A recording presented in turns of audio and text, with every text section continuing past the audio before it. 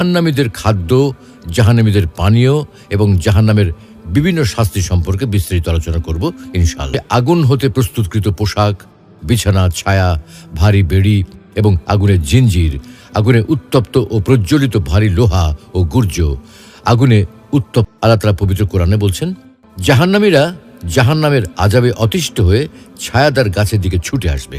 যখন সেখানে পৌঁছাবে তখন বুঝতে পারবে এটা কোনো ছায়াদানকারী গাছ নয়, বরং এটা জাহান্নামের ঘন কালো ধোঁয়া। অনুরূপভাবে জাহান্নামের বিদগ্ধকারী কঠিন লু হাওয়া দিয়ে কাফিরদের শাস্তি দেওয়া হবে।